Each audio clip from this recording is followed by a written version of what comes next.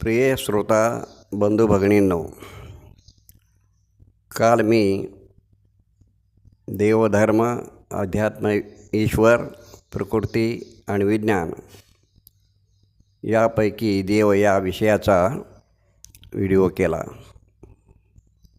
आणि आज धर्म या विषयाचा व्हिडिओ थोडक्यात आपण करणार आहोत.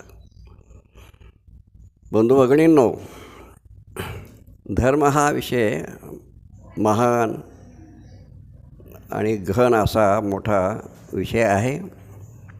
त्याबद्दल खूप काही बोलण्यासारखं आहे.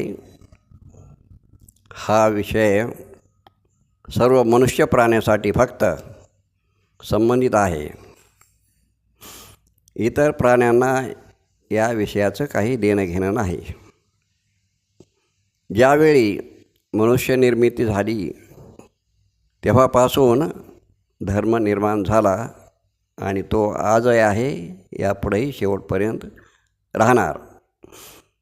तर धर्म हा पूर्ण जगामध्ये आहे आणि तो राहणार.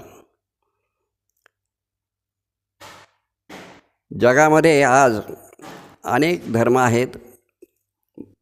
खूप म्हणजे विद्वान बरेच लोक म्हणतात जगामध्ये 3000 धर्म आहेत. काही लोक म्हणतात 1516 आहेत. आणि सध्या आपण पाहतो 5-6 धर्म प्रसिद्ध आहेत, ते सर्वांना माहीत आहे.